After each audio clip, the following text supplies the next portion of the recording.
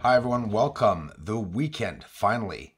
My name is Bruce Swartz. I'm from Montreal, Quebec, Canada. I use a 14-inch telescope, a CGXL 1400 HD telescope, and we're seeing a surface with atmosphere. In this video, we're going to see constructed objects, just a very revealing video of the lunar surface. Now, I don't know how these don't make the headline, so, obviously, because disclosure is not going to come out through the media with this real research. Guys, UFO, okay? UFOs under the clouds. In my recent full moon footage in November, the 23rd of the full moon this year, right now, that just went by, there are UFOs again on the surface. Daily UFO findings every time I go up in the footage. And now around Aristarchus crater, Kepler crater, Copernicus crater, and Eratosthenes crater, all along the Apennine Mountains, we could see UFOs that are plunging in and out of cloud cover or smoke cover on the surface. Now let me tell you something, if it's smoke, it would have to be very, very thick because it looks massively dense. What is this? I couldn't wait to show you guys this. Do you see these blurry areas, these patches? That's smoke, okay? It's on the surface, cloud or smoke, and electrical lights all around. We know blue lights, we know red fire, okay? But maybe there are thousands of, different types of burning sources out there with the elements. Who knows?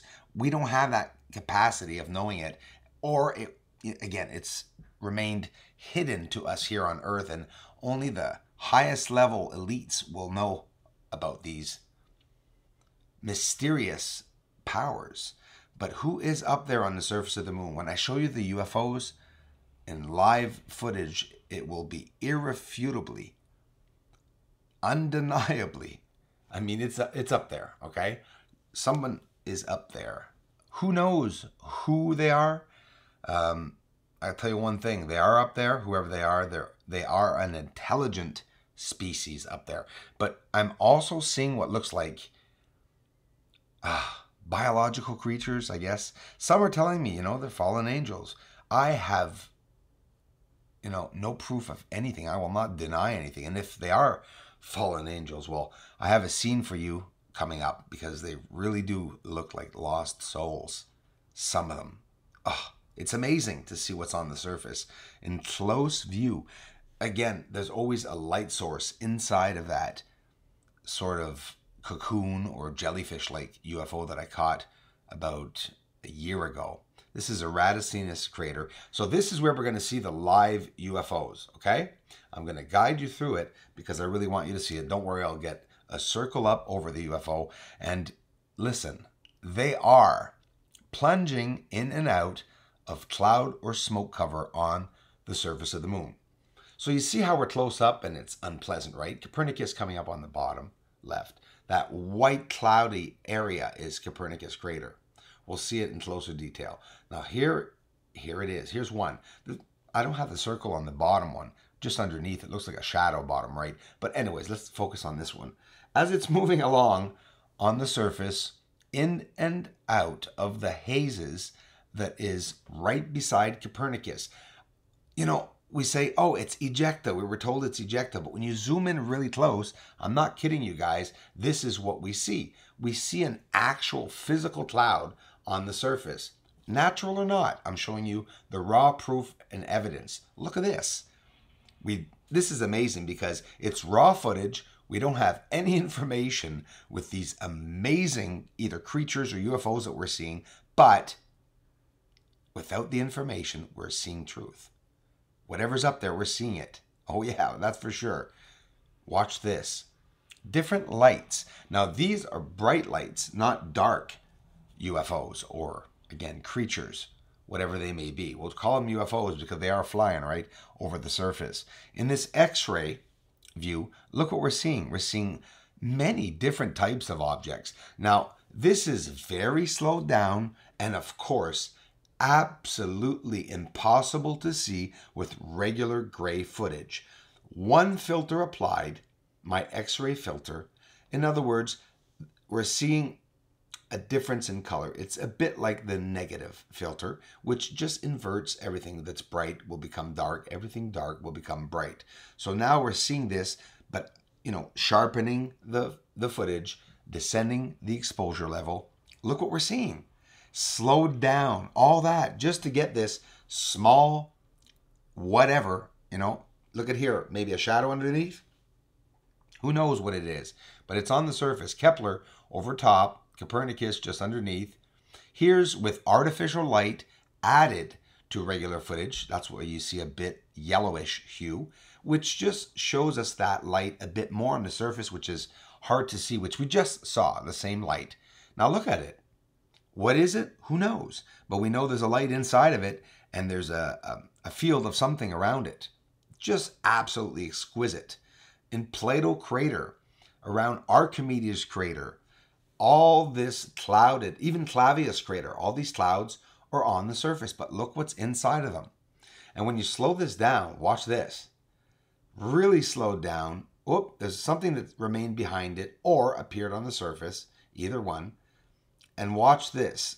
Now it's gaining speed, and you'll see in another piece of the same footage, I'm going to show you some lights. This is in Plato crater. Lights that are on the surface, dark spots that remain still, but they blink on the surface. I believe that these objects are following those blinking lights as a guide, if they're over the cloud level, right?